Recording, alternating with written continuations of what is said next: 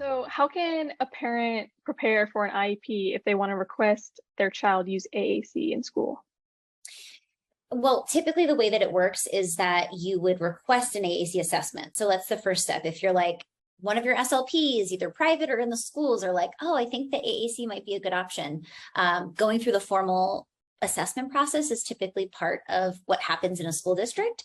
Once you have that request, hopefully you'll have an assessment, and then you'll be able to talk with the assessor, and you'll have an IEP meeting to discuss what you guys kind of landed on as far as a tool, and then going through the process of adding that to the IEP.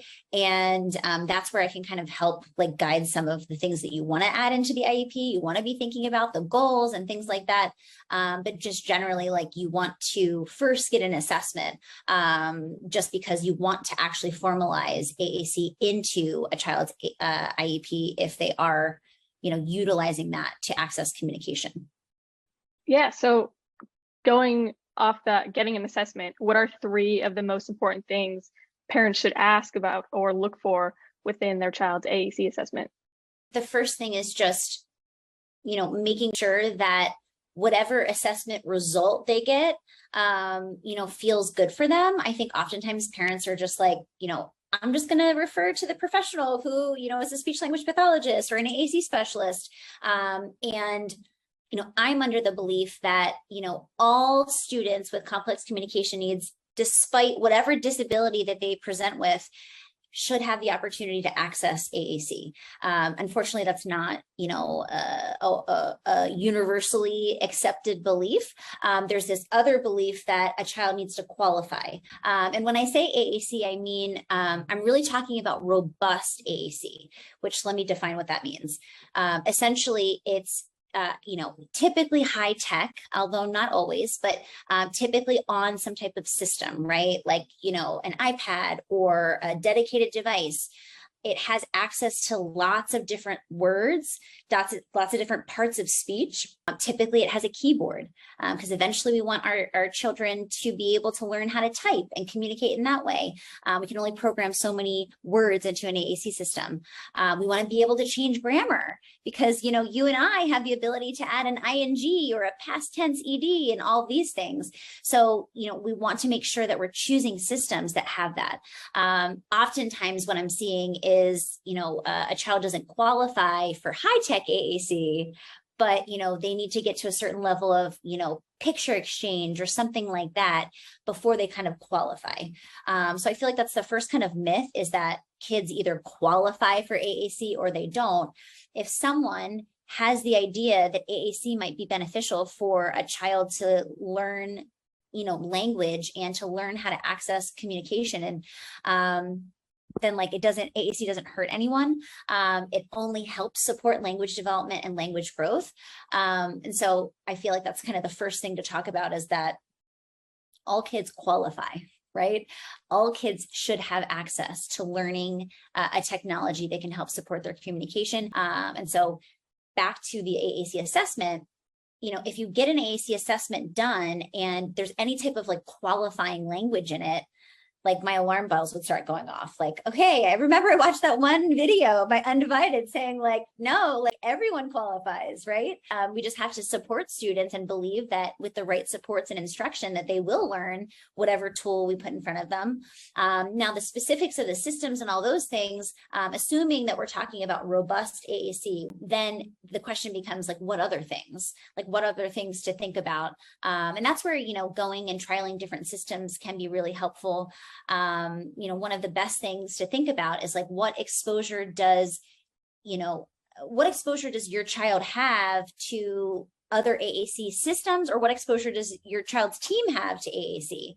So if everyone like at the school uses this system, or everyone, all of their behavior therapists know this system, assuming it's a robust language system, let's start there. Let's start with a system that people have familiarity with and can be useful in trying to kind of weed through like which robust system. Like there's tons of systems out there. They're all very similar as far as robust language systems. So, are there some features that some students need Absolutely. But oftentimes it's like between like, some minute nuance that we're kind of trying to decide. And if we can pick a system that everyone knows, we're just more likely to have success long-term.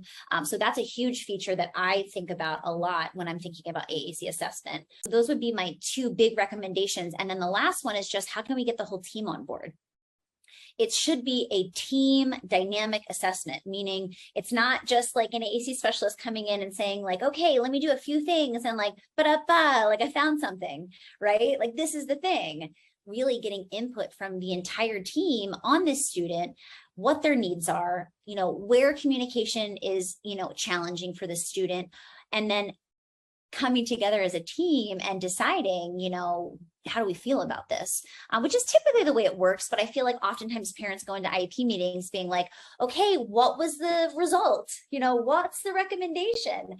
Don't be afraid to, talk about the AACs, options that were trialed and selected, and to be a part of the process, because a good AAC assessment includes the entire team, because it's the entire team that needs to implement it. It's the entire team that needs to be like, yes, now we're going to use this system in the classroom and throughout a child's day. And so if you can get everybody on the same page in the assessment process, you're more likely to have success in the implementation side of things, which again is where AAC kind of falls apart. And so going off your second point about the methods and devices, can parents request an assessor try several different devices or methods of AAC? Yeah, I mean, absolutely. Typically an AAC assessment will go through three different trials. That's kind of like standard par for the course. So you can absolutely ask for multiple systems, and you can be a part again of the AAC assessment process. Like, can I see the systems? Can you send me a video recording of what they look like? Again, the whole point of our conversation today is how can we empower parents to kind of know what to expect and know what to advocate for during the AAC assessment process. So if you see a system that was trialed and you're like, it's only nouns. Like, I think, Rachel told me that like it needs to be lots of parts of speech, or this system doesn't have a keyboard. Like, how could we, expect a student to be able to access literacy and, be able to, learn how to type and all those things, or just even a letter board if they're not able to access typing? How can we expect all those things to happen if we don't have a system that kind of supports that? Going back to, I know you talked a little bit about like a robust AAC system having like high tech and low tech. Yes. How can parents think about both high tech and low tech in an IEP? Yeah. And, it's a really good point, because obviously I'm a huge advocate for like high tech, robust, like those are the systems that we know adults, with disabilities are using these types of systems. Like, I can't find a single adult who's like, yes, picture exchange is the thing that I need to be successful in my life. Like, no one's saying that. And so, I'm always advocating for high tech, robust AAC systems, but we can absolutely utilize, light tech systems and backup systems and things like that too. So when you talk to AAC users who are adults, which I have a podcast and it's called Talking with Tech, it's amazing. We've had lots of AAC users come on our podcast and talk about, here's what helped me, here's what didn't help me, here's my lived experience as an AAC user who's, kind of reached the end point. They have literacy skills, they have the ability to communicate just like you or I.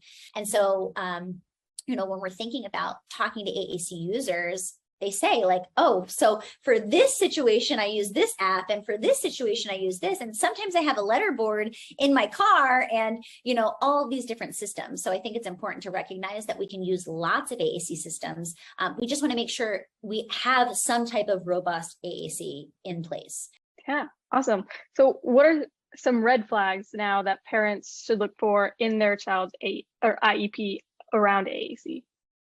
Again, like when we're thinking about the actual system that we've selected, making sure that it's a long-term, robust AAC system. So oftentimes like that's a roadblock. And we see kids and they're like not making progress because they're on picture exchange or just like some type of communication board or choice board or something like that.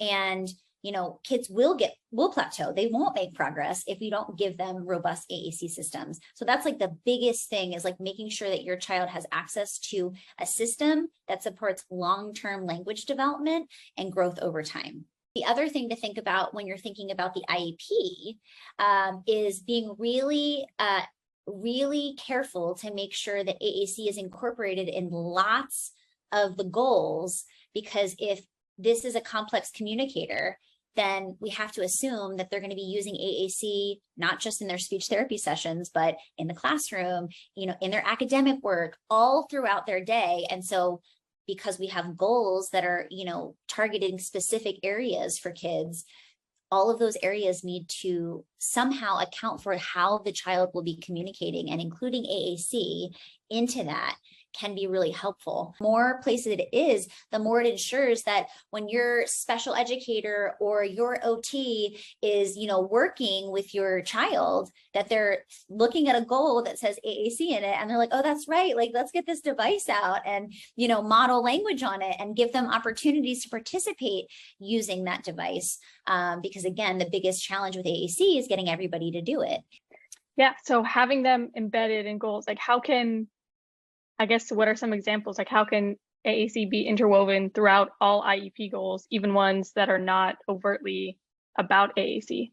One thing that I like to put into goals is, when provided access, unrestricted access to AAC, student will do whatever, answer WH questions in response to reading passages, or, whatever the goal is. If there's some type of communicating involved or demonstrating knowledge, there's an opportunity to potentially put AAC in there as a modality. And again, it can be included in a list of modalities, signs, gestures, AAC, word approximations, all of those things can be included too. But, if there's any type of communication related to the goal, which we communicate all day long, and that's how we demonstrate our academic knowledge, right?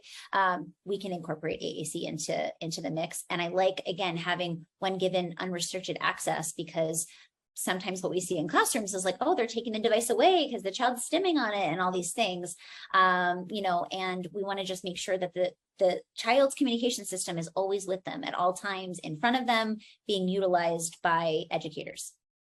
So I guess flip side, what are some of the biggest mistakes that you see in IEPs around AAC? I'd say the biggest mistake I see is goals that just aren't really going to move the needle for communication. Thinking about a student with complex communication needs, we have to first get them understanding the power of language. And oftentimes our kids can do a lot of communicating with high levels of support and prompting. But if a child never learns that I have the autonomy and independence and the power to communicate completely independent of adult support, then they're just going to wait for us to tell them what to say, to tell us to go get their talker, all of those things. So one of the biggest goals that I add in is an independent initiation goal, utilizing AAC or whatever communication. It could be multimodality, right? Sometimes kids will grab your hand to initiate communication, or, they'll say something. And so, I would encourage families to question, can my child actually do this skill on their own? And oftentimes when we ask that question, it's like, I don't know if they can. Like, they typically need my help to do that. So I'm a really big believer in setting a strong foundation, because otherwise we'll have kids that can do lots of things with adults, but they're not learning the actual skills themselves. And so again, this doesn't have to just be communication. It's just in any type of skill, right? Like, we want to make sure that we're really supporting independence. And that's like the number one mistake I see in IEPs with goals specifically, is that we're not targeting independence in our students.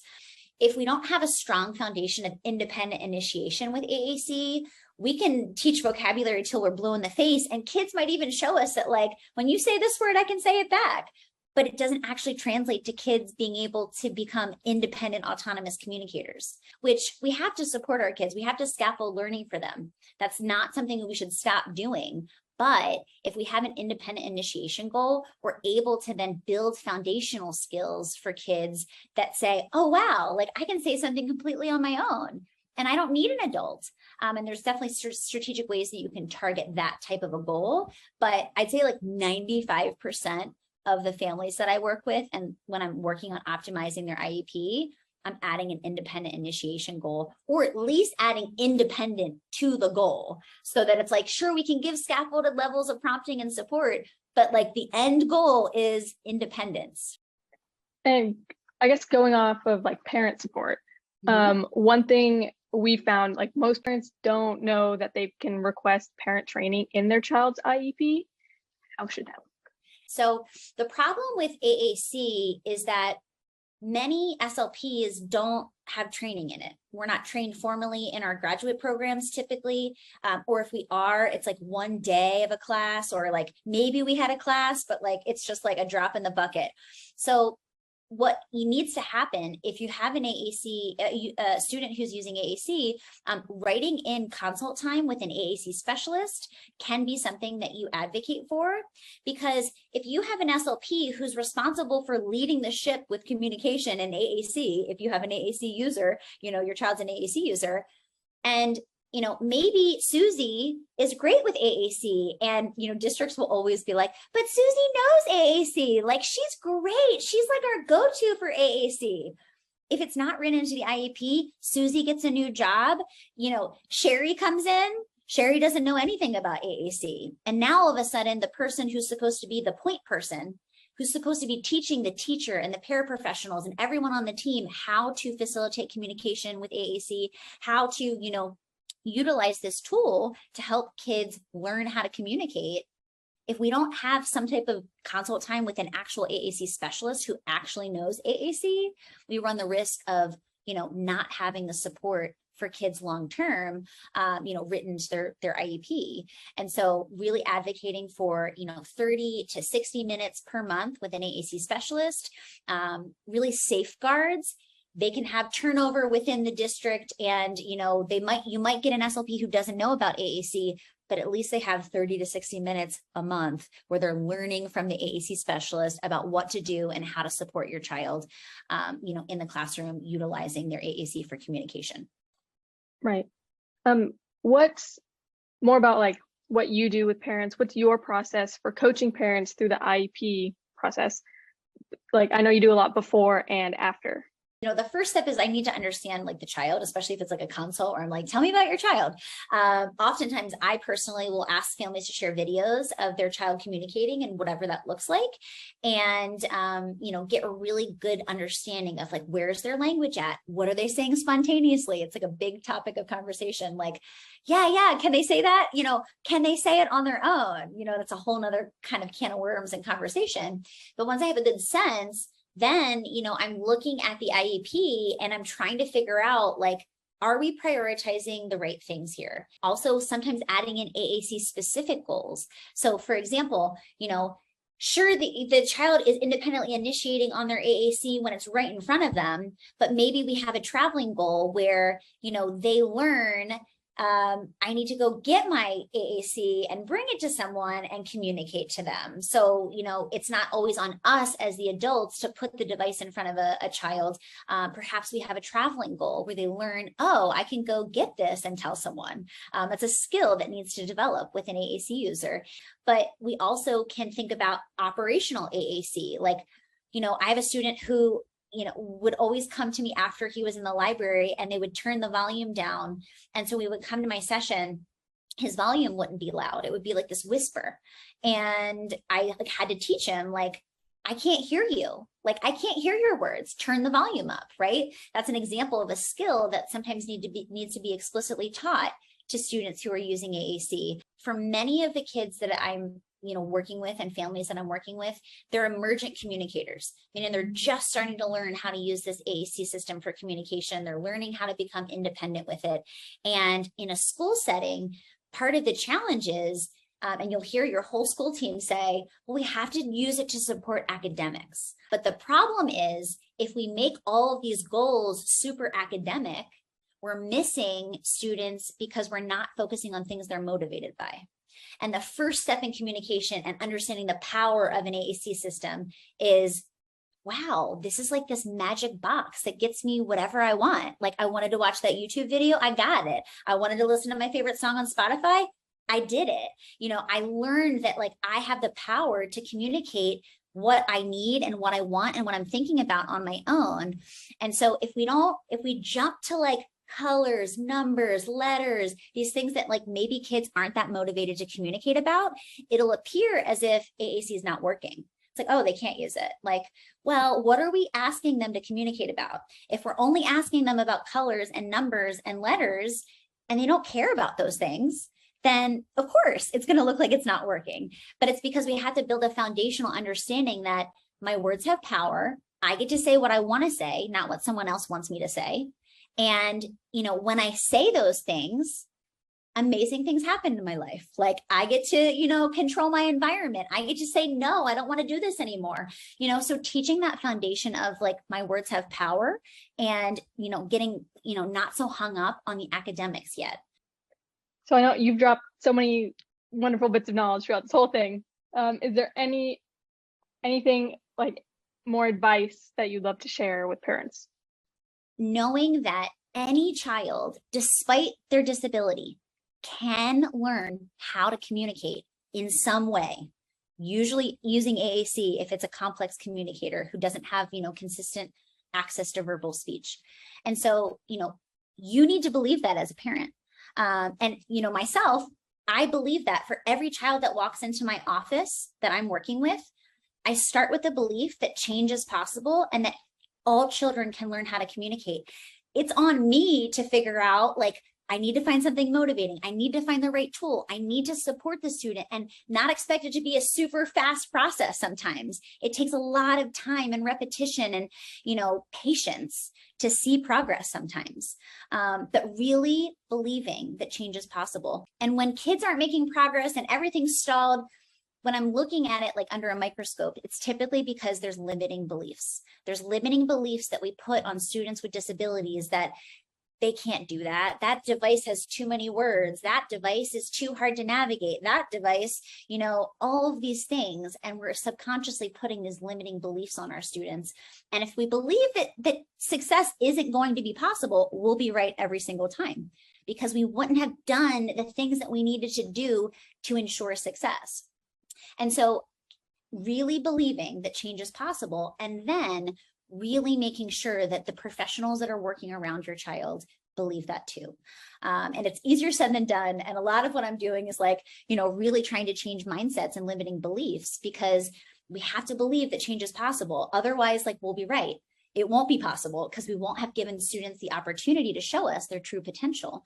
And so really trying to advocate for that and celebrating those small wins. Like sometimes it takes a long time and like we want this quick fix. We saw some Dateline special at one point that was like, they were locked in and now they have a device and they're communicating and they're writing books. You know, that's not the typical trajectory. Like we need to, yes, give the right technology, but it's not a quick fix. It's something that takes hours and hours of teaching and learning and patience for our kids to learn.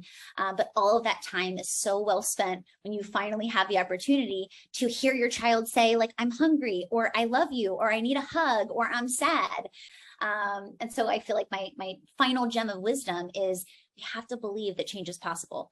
The beliefs that we have shape our reality and they shape our kids' realities too. So believe that kids are capable and they have the potential to communicate and, you know, make sure that your team around your child really believes that. And I think that that's like my biggest piece of kind of encouragement is change is possible. It sometimes just takes a little bit of time and patience and energy, of course, but we can make change happen. I've never met a child not able to learn how to communicate. Sometimes it takes a long time and I'm like, and I tried this and that didn't work. And I tried this and, you know, now I need to teach the team how to use this. There's a lot of roadblocks and challenges, but I've never met a child not able to learn how to communicate.